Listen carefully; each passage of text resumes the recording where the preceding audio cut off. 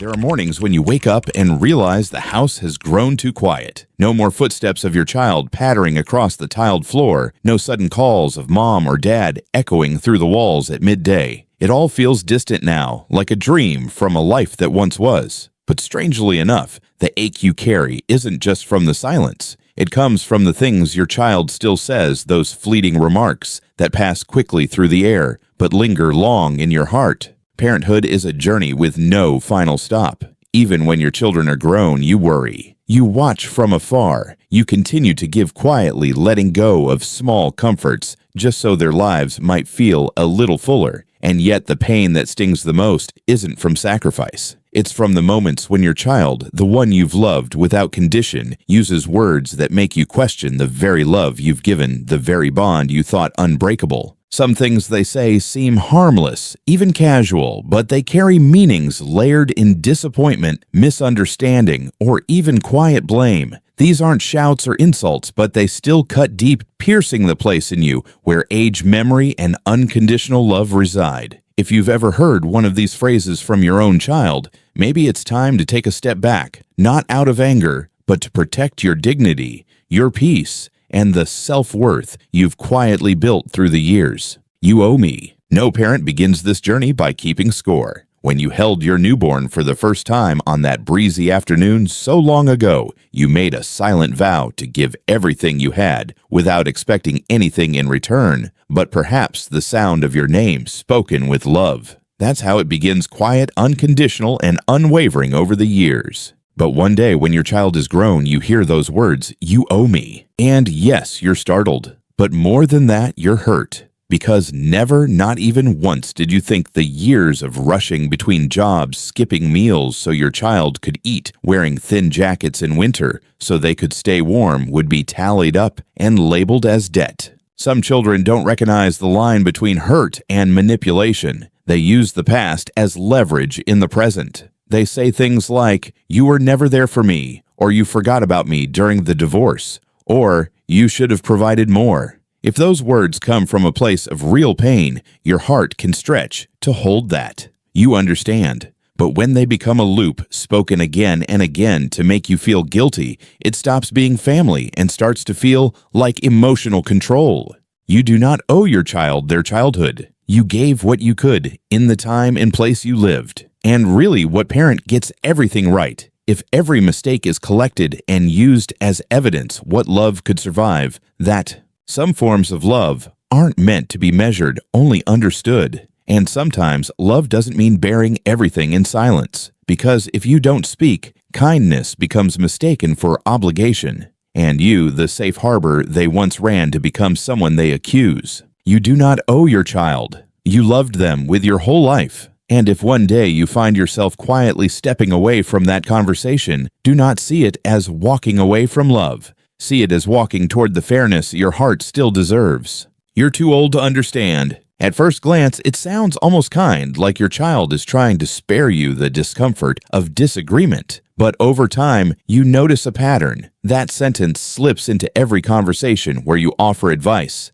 ask questions, or simply try to stay connected to your child's life. It becomes a quiet wall separating your love from their reality. It sounds like a fact, even a truth, but hidden beneath the surface is something far more painful, a quiet denial of your place in the world. As if the years you've lived, the wisdom you carry, the silent battles you've fought somehow no longer matter. As if your voice has aged past its usefulness. How could they understand that wisdom doesn't always come from staying up to date with the latest technology or trends? That understanding isn't just about knowing what's current, but about having seen pain in different forms in different decades. That to understand someone sometimes means to sit with them in silence. To have once carried the same kind of sadness, even if it wore a different name. To notice the weariness behind their eyes, the loneliness behind their short replies, not because you read it somewhere, but because you've lived it. Old age doesn't take away your ability to understand. It might slow your step cloud, your eyes soften your memory, but it leaves untouched the deep well of experience inside you.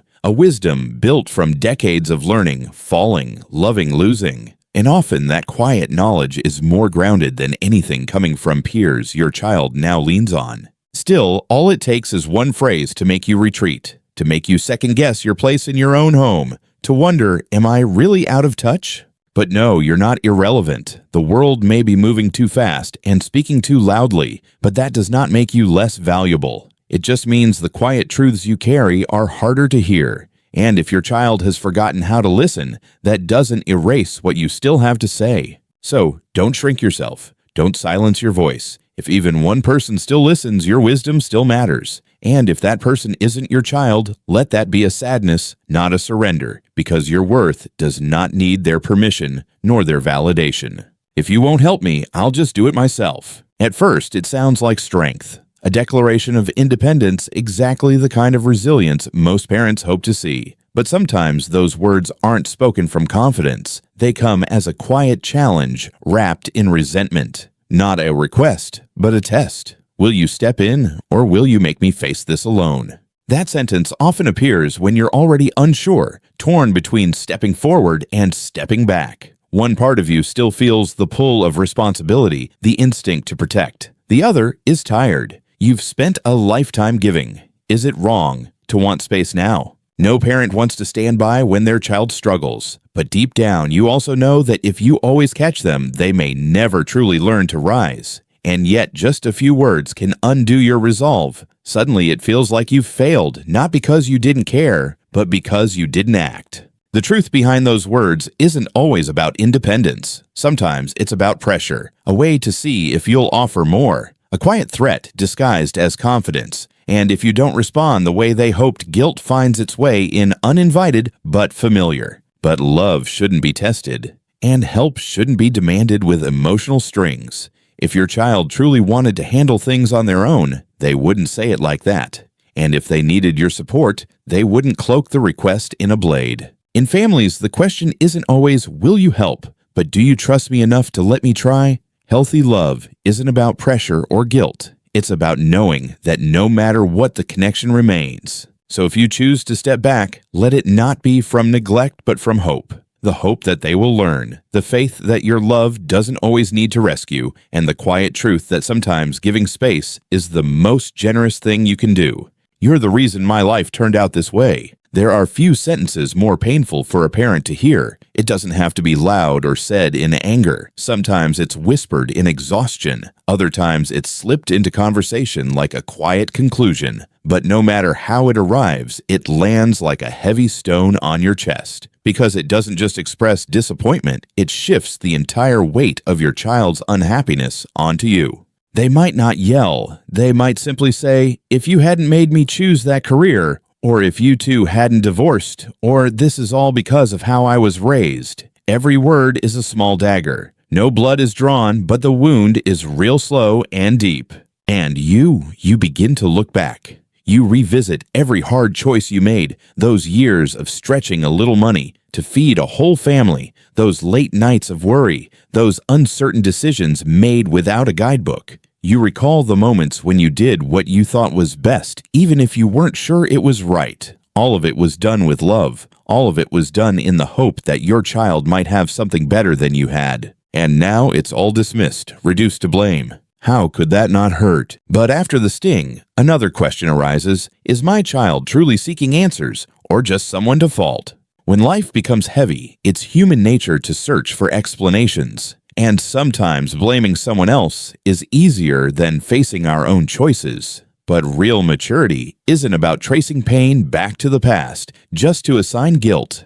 It's about finding the strength to move forward from the present. You cannot carry the burden of regret for the rest of your life, especially not for things you did with love, even if imperfectly. You are not responsible for every outcome. You are not the villain in your child's story just because they are struggling. If your child is hurting, your heart is open. If they need comfort, you are still there. But if they only want someone to absorb their disappointment, someone to stand in as the cause of all that's gone wrong, then it may be time to let go of that weight. Not because you've stopped loving them, but because you have also lived a life, one that has known hardship, fear, and sacrifice. And yes, one that also deserves to be seen with compassion. You did the best you could in a time that was far from perfect. and sometimes simply surviving those days, giving what little you had, even when no one saw, is a form of love that needs no defense. You never really loved me. Some words don't need volume to break you. This is one of them. A sentence spoken quietly, even gently, yet it cuts with a sharpness that's hard to describe. Because it doesn't just question your actions, it questions your heart. It erases everything you've ever done out of love and replaces it with doubt. You sit there in silence, not because you have nothing to say, but because the pain is too deep. In that moment, it feels as though your whole life has been made invisible. All those mornings you rose early to prepare their meals, the jobs you juggled to keep the family afloat, the nights you held them through fevers, walking through rain without an umbrella, the quiet tears you shed alone over things they never even noticed, all of it swept away by a single sentence. And worse than the hurt is the confusion. Did I love them the wrong way? Was my love not enough? But love doesn't come in one form. It doesn't always wear the same face across generations. Some parents love with tender words. Others love through action, through silent, unseen devotion. Some show love with hugs and stories at bedtime. Others show it by giving up sleep and comfort so their children can have just a little more. You weren't perfect. No parent is. But you loved in the best way you knew how with the resources you had in the world you lived in. And if your child cannot see that, yes, it's heartbreaking, but it doesn't erase the truth, don't let those words turn you against yourself. Don't let them make you forget every time you gave up something so your child could have more. Because love, even when unacknowledged, doesn't disappear. It lives in the scars on your hands, the silver in your hair, the gentle questions you still ask when they seem unwell. Some love doesn't ask to be praised, but it does ask not to be denied. And if you've been denied like that, then the one thing you must hold on to is your belief in yourself. Because if you hadn't loved, really loved, you wouldn't have stayed endured or given so much of your life. You are here now still carrying that love, and that alone is proof enough. You're just overreacting. Have you ever shared something real from deep inside an old sorrow, a quiet ache, or the feeling that you're no longer being seen, and in return heard the words, "You're just overreacting"? It's not an insult, it's not a scolding, but it's a quiet dismissal. It tells you gently but firmly that your feelings don't belong here, that what you carry inside, the worry, the longing, the tenderness, is too much, too loud, too inconvenient. Growing older doesn't make you fragile, but it does make you more aware of silence. After decades of holding everything together, you've come to recognize what's true in your heart. And when you choose to speak, it isn't to complain. It's to connect. It's to say without saying, "Please try to see me. Please remember, I'm still here." But that one sentence, "You're just overreacting," can stop you. Not because you believe it, but because it makes you feel like there's no place left for your honesty. So you shrink back. You start to believe that silence is safer than truth. And yet, isn't it in the most familiar families that the deepest distances often exist? Your children might think you're being dramatic when you worry about their health, or when you speak up about how they spend, how they raise their children, how they rush through life. But you don't say these things to control. You say them because you still care. You say them because you still love. To be told that your feelings are too much when you're simply being real, that's a form of quiet rejection. It's not a raised voice, not a slammed door, but it's enough to make you stop sharing, enough to make you believe that love requires silence. But it doesn't. Love needs voice. Your emotions are not a burden. Your truths are not too heavy. And being older doesn't make you less worthy of being heard.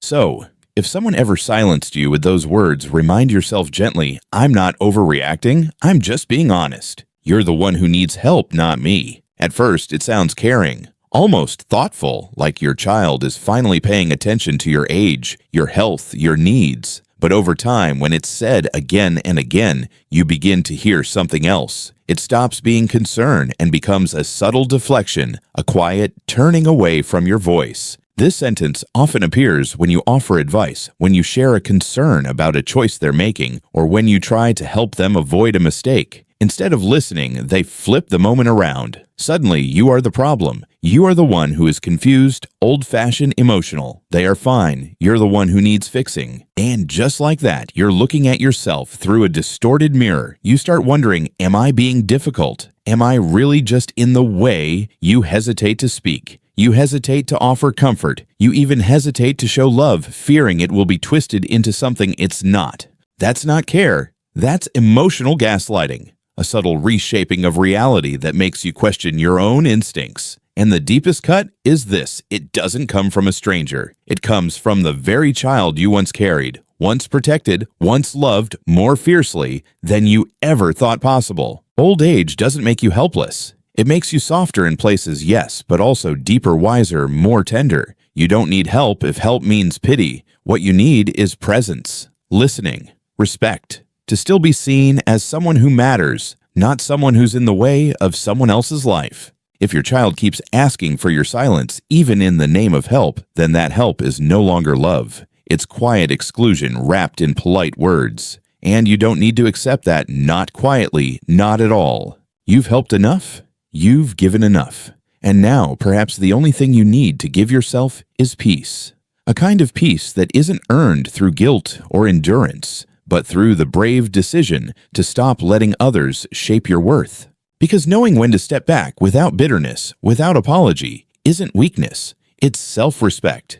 It's choosing finally to be kind to yourself. Dear friend, if you've ever heard any of these words from your own child, then you probably know what it's like to lie awake at night, thoughts circling with no clear way out. You know the silence at dinner, the conversations that start with hope but end with a quiet ache. You know what it feels like to sit alone staring into the invisible space within your chest, wondering, was it really my fault? But no, you are not wrong simply because you're growing older. You are not unreasonable simply because you still feel deeply. And you are not selfish simply because you wish to be seen, understood, and gently held in return. Being a parent is a lifelong role. But being human at any age means you still deserve dignity. You still deserve a voice. You still deserve to be loved not just for what you've done, but for who you are and who you continue to be. If anyone has made you feel small using soft, cutting words, you have the right to step away, not to create distance out of anger, but to preserve what little peace still rests quietly inside you. Always remember, your value does not lie in how useful you are. It's not in how much you give or how long you endure. It lies in your years of experience, in the softness you've learned through hardship, in the unconditional love you gave even when no one was looking. If these words have resonated with something inside you, if you see your story reflected in these quiet moments, then we hope you'll stay connected with us. Light of Wise Elders is a space made for people like you, those who have lived deeply, who carry invisible stories, who still long to be heard with care. So please subscribe to our channel. Let us be here when the nights are long, when you need company without noise, when you need words that don't rush you. We will be here, not loud, not flashy, but steady, thoughtful, and real, like a soft light glowing through the darkness.